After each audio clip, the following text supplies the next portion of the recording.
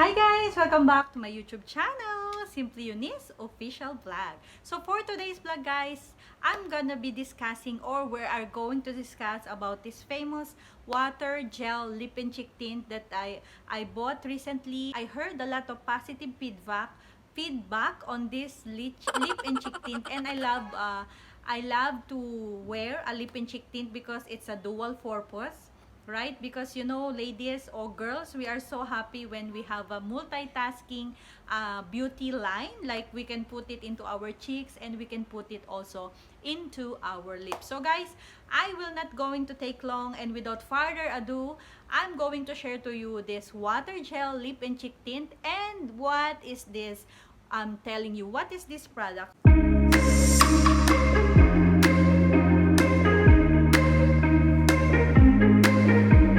Hi guys! Welcome back to my YouTube channel, Simply Eunice Official Vlog. So guys, if you are new into my channel, don't forget to like and subscribe and hit the notification bell so that you will be updated on my beauty, fitness, faith, and different life vlogs that I'm going to put on this channel. So stay tuned because for today's vlog guys, our topic or our discussion is all about water, water. Want to have an honest review about this water gel lip and cheek tint because I'm also a fan user of water and gel lip and cheek tint. Not because it's only a multitasking, but I like how it blends into my skin and into my lips, like it's very natural. Without further ado, let's proceed with our vlog for today, and this is the yes, you are correct.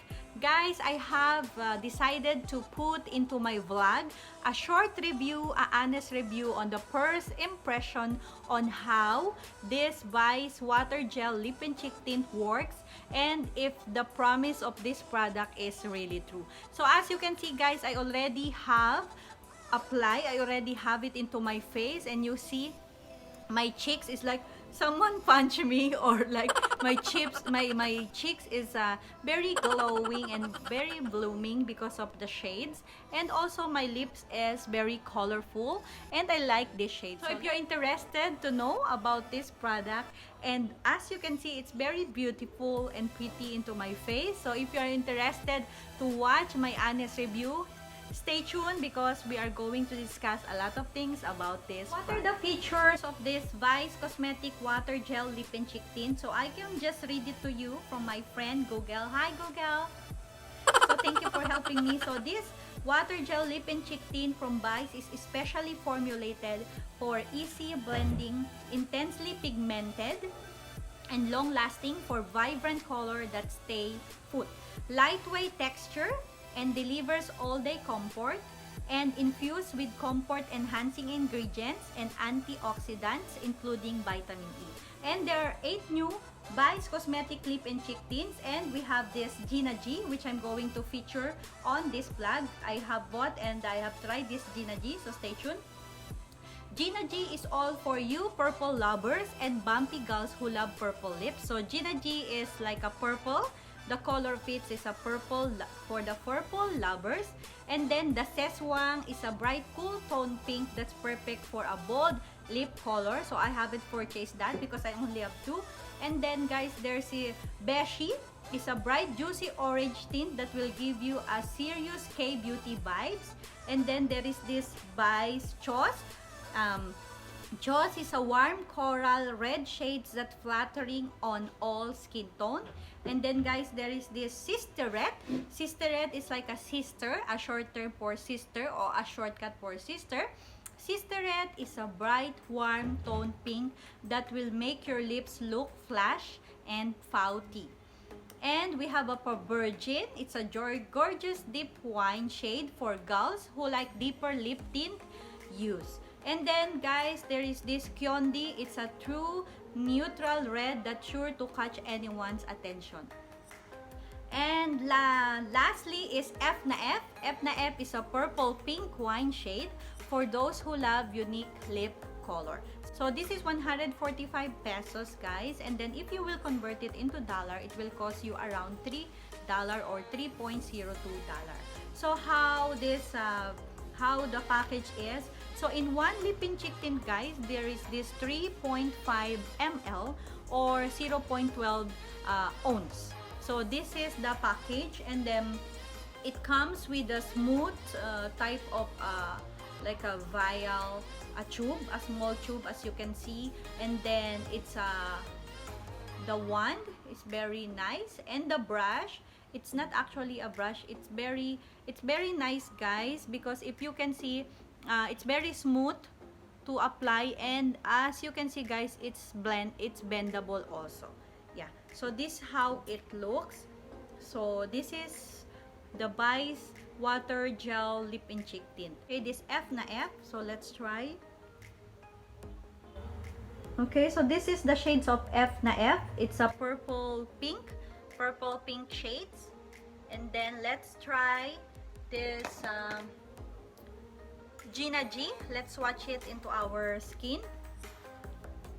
So let's try to put, actually they are almost similar because I have a lot of red lipstick and pink lipstick, so I just tried to have this purple color. Okay, so this is the Gina G. So the Gina G is darker, and it's more on purple color, as I can see, and then the F na F is like a pinkish shades, and let's see how it blends easily to our skin. So you can see, guys, that it's very easy to blend.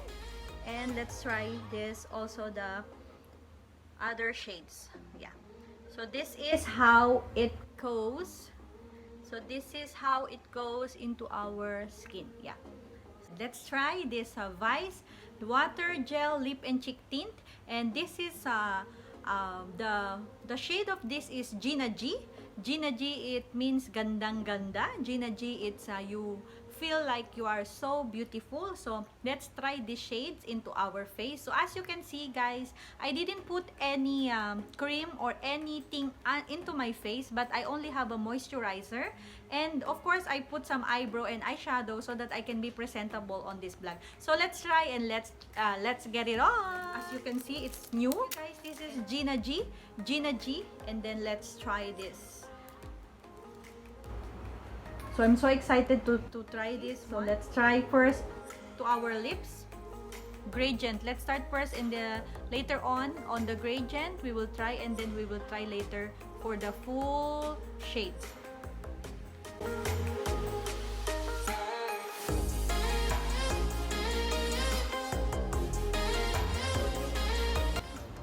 Let's check it with the mirror. So it's a purple color. As you can see, it's a purple color, and yeah, it's not that like it's not watery. You can feel that it's quiet. It's like a gel into your lips, and the color is dark purple or wine. It's a color wine. Okay, so this is the first trial. It's only one layer. So let's try it in the full into our lips, full color shade. Second layer to our lips, and then let's see if the color will give us good shades. So this,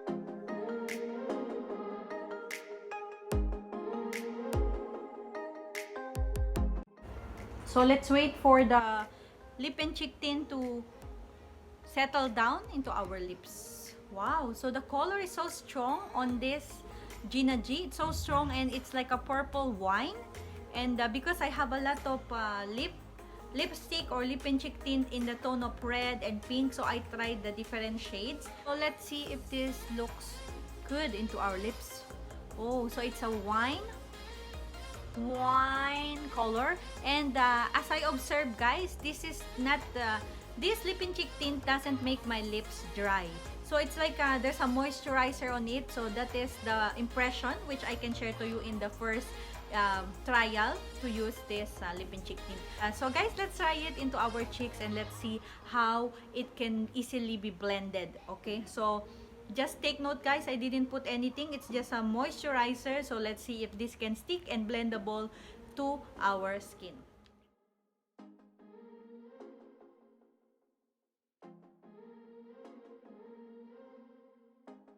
So gradient, yeah, it's easy to blend, guys, and you can see it's already the color is very noticeable. Yeah, the color is very noticeable, guys, and only small amount I put, but it's actually showing the color. Let's do a second application.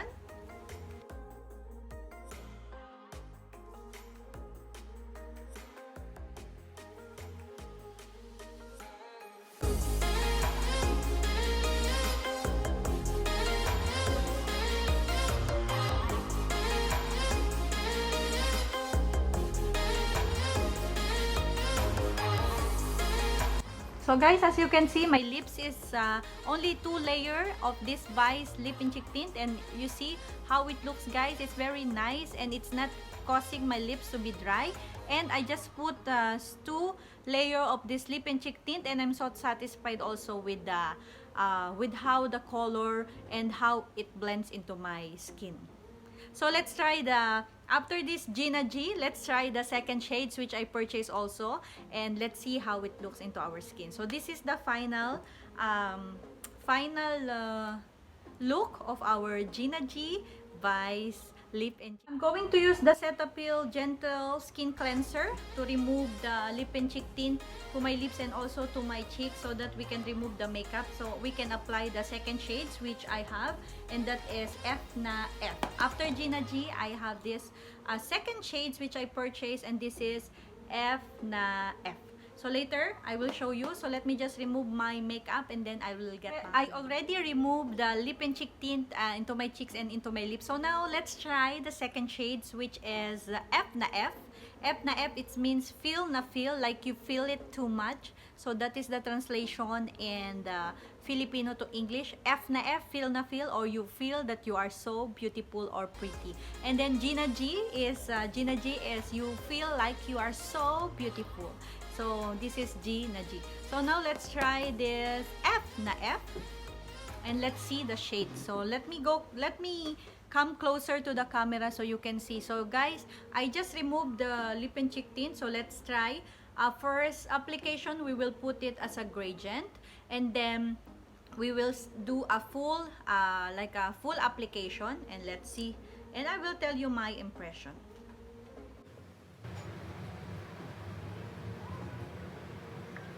Wow! I like the color of this one. It's a pinkish purple. So this is the first application of this water gel lip and cheek tint. It's a purple pink, and let's make it it's very soft. As I observe, it's very soft. And now let's put a full application.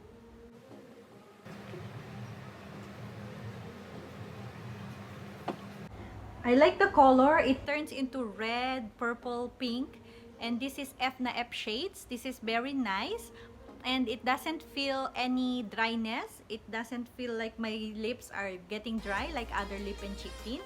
So this is nice, and this is the full this is what we call a full application.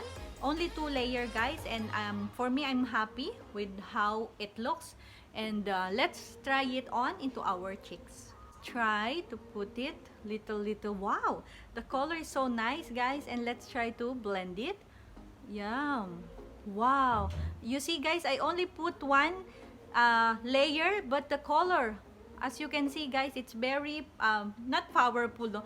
I don't know how that's the term I can describe, but the color is so nice and it's very obvious. So let's blend it. It's pigmented. Yeah, now I remember the terms. It's so pigmented. Wow, guys. You see, I just put a little, but the color is so obvious. Alright, guys, so we are done testing on the first trial these 2 shades of Vice water gel lip and cheek tint. And so far, guys, on the first trial, I like the shades, I like the color, and the promise of it that it's blendable into our skin, and it is pigmented. So on the first use, guys, I'm satisfied. I'm happy with how they make the formulation about this lip and cheek tint. And as you can see, guys, it's so glowy, and my lips it doesn't feel dry into my lips. And you know guys, the other brand of lip and cheek tint, if you will apply it, it can only remain here like an ombre style, the other lip and cheek tint. But this lip and cheek tint, it stays, and you can see that it all covers my lips. So guys, this is so nice. You gotta give it a try. Don't forget to like and subscribe to my YouTube channel for more updates of my beauty, fitness, faith, and life vlog. So guys, thank you for watching. God bless you. See you next time on my beauty vlog and other vlogs which I'm going to feature on this channel. So see you guys. Love you.